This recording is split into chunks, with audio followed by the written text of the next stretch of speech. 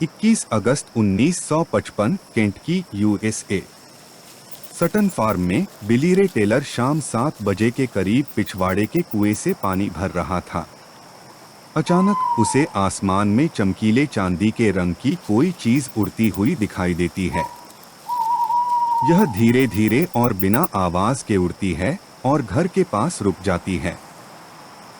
वह उसके करीब जाने के लिए उसकी ओर चलना शुरू करता है और तुरंत ही वह जमीन पर गिर जाती है। डरकर बिली घर में भागता है और अंदर सटन परिवार को बताता है कि क्या हुआ, लेकिन हर कोई इस पर हंसता है और कोई भी उसकी बात पर विश्वास नहीं करता। थोड़ी देर बाद उनका कुत्ता, जो घर के पीछे बंधा हुआ था, भौंकना शुरू कर देता है। इसलिए सभी घर के पिछले दरवाजे के पास जाते हैं और बाहर एक चमकीली रोशनी देखते हैं। वे धीरे से दरवाजा खोलते हैं और वहां कुछ अजीब तरह का मानव आकार का खड़ा होता है। यह लगभग 3 फीट लंबा था और इसका बहुत बड़ा गोलाकार सिर था। इसके हाथों पर लंबे नुकीले पंजे थे जो जमीन को छूने के लिए काफी लंबे थे। चांदी के रंग के इस जीव की आंखें पीली चमक रही थीं। उन्हें देखकर यह धीरे धीरे दोनों हाथ उठाता है और उनकी ओर चलने के लिए हाथ बढ़ाता है। चौंककर वे उसे बंदूक से गोली मार देते हैं और वह जीव जमीन पर गिर जाता है, लेकिन तुरंत उठकर वहां से भाग जाता है और पास के जंगल में अंधेरे में गायब हो जाता है। सब लोग डरकर घर के अंदर भाग जाते हैं और दरवाजा बंद कर लेते हैं। लेकिन थोड़ी देर बाद वह वापस आता है और खिड़की से झांकता है और वे उसे फिर से गोली मार देते हैं।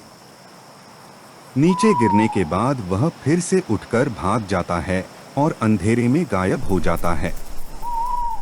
सभी लोग डरे हुए हैं और घर के अंदर छिपे हुए हैं और एलियन वापस नहीं आया है।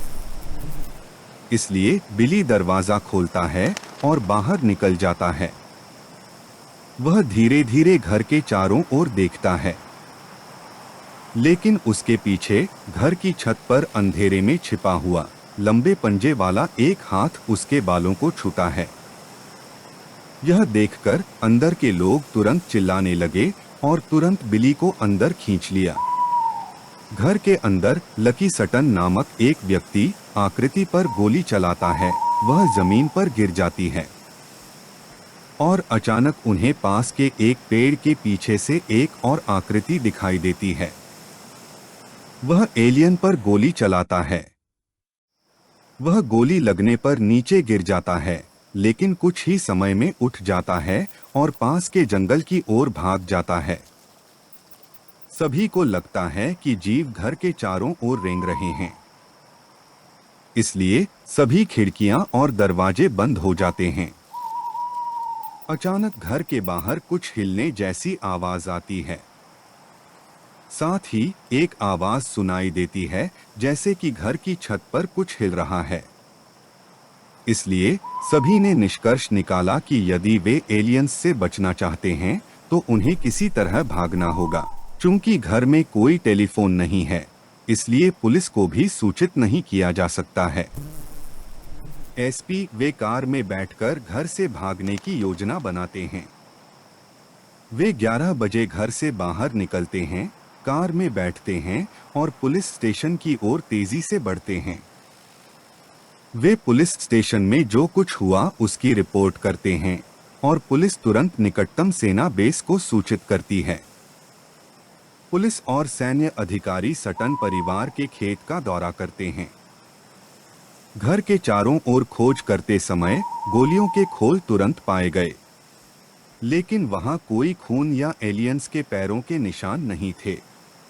पुलिस और सेना उलझन में है क्योंकि एलियंस का कोई संकेत नहीं था। वे सभी से पूछताछ करते हैं। एलियंस के आने का 1 घंटे तक इंतजार करने के बाद वे दोपहर 2:30 बजे के आसपास फार्म से निकल जाते हैं क्योंकि घर के आसपास कोई एलियंस नहीं था। लेकिन पुलिस के जाने के कुछ ही समय बाद एलियंस घर में वापस आने लगे। समय समय पर वे खिड़की से झांकते हैं और भोर होने तक अपनी छतों पर खरोंचते हैं। सूरज ढलने के बाद सभी यह देखने के लिए बाहर जाते हैं कि जीव गायब हो गए हैं।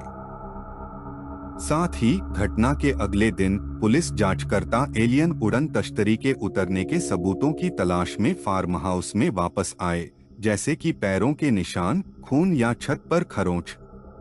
लेकिन कोई सुराग नहीं मिला। इस घटना ने आखिरकार वायुसेना की अलौकिक जांच इकाई प्रोजेक्ट ब्लू बुक का ध्यान आकर्षित किया। पास के फोर्ट कैंपबेल सैन्य अड्डे पर जांच के बाद आगे कोई कार्रवाई नहीं की गई। अगले कुछ दिनों में यह खबर पूरे देश में जंगल की आग की तरह फैल गई, लेकिन जीव फार्म में वापस नहीं आए। 1960 एनाहिम, कैलिफोर्निया। 20 वर्षीय गोल्डी हॉर्न नाइट क्लब में डांसर के रूप में काम करती थी। एक दिन हमेशा की तरह डांस प्रैक्टिस खत्म करने के बाद वह बहुत थक गई थी। इसलिए उसने अपने दोस्त से पूछा कि क्या वह उसकी कार में सो सकती है। फिर वह बाहर जाती है और कार की पिछली सीट पर लेट जाती है। जल्द ही वह सो गई, लेकिन अचानक एक तेज आवाज आई। चौंक कर वह अपनी नींद से जाग गई। वह कार के बाहर देखती है कि बाहर क्या हो रहा है। उसने जो देखा वह भयानक था। कार के बाहर कुछ था। ऐसा नहीं लग रहा था कि यह इंसान है। कार के बाहर 3 सिल्वर रंग की आकृतियां खड़ी हैं। त्रिकोणीय सिर के कान नहीं हैं, केवल एक छोटी नाक और एक छोटा मुंह है। वह लकवाग्रस्त थी और हिलने या चीखने में असमर्थ थी। वे एलियंस थोड़ी देर तक उसे इशारा करते और घूरते रहे, लेकिन थोड़ी देर बाद एलियंस अचानक उस जगह से गायब हो गए। एक बार जब वह चली गई तो वह हिलने और बोलने में सक्षम हो गई। वह कार से बाहर निकली और रहस्यमयी आकृतियों की तलाश की, लेकिन कुछ नहीं था। उसी वर्ष कर्ट रसेल एरिज़ोना के फीनिक्स शहर के पास एक छोटे विमान में उड़ान भर रहे थे। जब वे वहां स्काई हार्बर हवाई अड्डे के पास उड़ान भर रहे थे तो उन्होंने अचानक आकाश में एक त्रिकोण के आकार में कुछ काला उड़ता हुआ देखा। इसलिए उन्होंने उड़ान नियंत्रण कक्ष को फोन किया और उन्हें बताया क्षेत्र में एक और विमान उड़ रहा था। लेकिन जब हवाई यातायात नियंत्रण अधिकारियों ने रडार पर देखा तो क्षेत्र में कर्ट के विमान के अलावा कुछ भी नहीं था। कुछ समय बाद विमान आसमान से गायब हो गया। कर्ट ने सोचा कि यह एक गुप्त सैन्य विमान हो सकता है, लेकिन सेना से बात करने के बाद उन्होंने कहा कि क्षेत्र में कोई सैन्य विमान नहीं था। 1977 में टेरी लवलेस मिसौरी में व्हाइटमैन एयर फोर्स बेस में आपातकालीन चिकित्सा तकनीशियन के रूप में काम कर रहे थे। उस वर्ष जून में उन्होंने और उनके एक सहकर्मी ने उत्तर पश्चिमी अरकानसस के जंगल में डेविल्स डेन स्टेट पार्क का पता लगाने के लिए 2 दिन की छुट्टी ली। उनका पहला दिन योजना के अनुसार ठीक रहा और उस रात उन्होंने जंगल में रहने के लिए कैंपफायर लगाया और खाना खाया। फिर अचानक आसमान से एक नीली रोशनी आती है। वे दोनों देखते हैं कि यह क्या है। लगभग 5 मंजिल ऊंचा एक काला त्रिकोणीय आकार का उड़ने वाला वाहन। अचानक उसमें से एक लेजर लाइट उन दोनों पर पड़ती है। यह धीरे धीरे और करीब घूमता है, अंत में सीधे सिर के ऊपर आकर रुक जाता है। तुरंत दोनों धीरे धीरे बेहोश होने लगते हैं। थोड़ी देर बाद दोनों धीरे धीरे अपनी नींद से उठते हैं और देखते हैं कि त्रिभुज अब कुछ दूरी पर है। ऐसा लग रहा था कि कुछ बच्चे इसके नीचे भीड़ में खड़े थे। यह देखकर टेरी अपने दोस्त से पूछता है कि बच्चे आधी रात को इस जंगल में क्या कर रहे हैं। तभी उसका दोस्त उसे बताता है कि यह एलियंस हैं। जल्द ही धीरे धीरे वह होश में आ जाता है। दोनों को एलियंस ने अगवा कर लिया था और उनके उड़ने वाले वाहन में प्रयोग किए गए थे, जैसा कि उसे याद है। हालांकि उसे पूरी घटना याद नहीं थी। अगले दिन दोनों एक वायुसेना के अस्पताल में जागते हैं। अस्पताल के अनुसार वे जंगल में बेहोश पाए गए थे और दोनों को गंभीर रूप से जलने के कारण वहां भर्ती कराया गया था। जल्द ही अमेरिकी वायु सेना की सुरक्षा पुलिस इकाई वहां पहुंचती है और दोनों से पूछताछ करती है। साथ ही वायुसेना यह आदेश देती है कि इस बारे में बाहर किसी को न बताया जाए।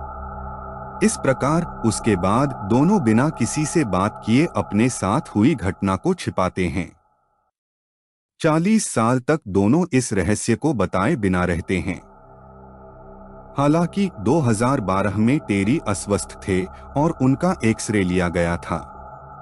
इसमें टेरी के शरीर पर एक छोटा सा धातु का उपकरण दिखाई देता है। टेरी का कहना है कि यह एक ऐसा उपकरण है जिसे एलियंस ने उनका पता लगाने के लिए उनके शरीर में डाला था।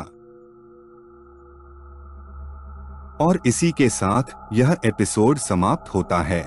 इस एपिसोड के बारे में अपने विचार कमेंट सेक्शन में लिखें। अगले एपिसोड में एक अलग विषय पर चर्चा की जाएगी। धन्यवाद और मिलते हैं अगले एपिसोड में।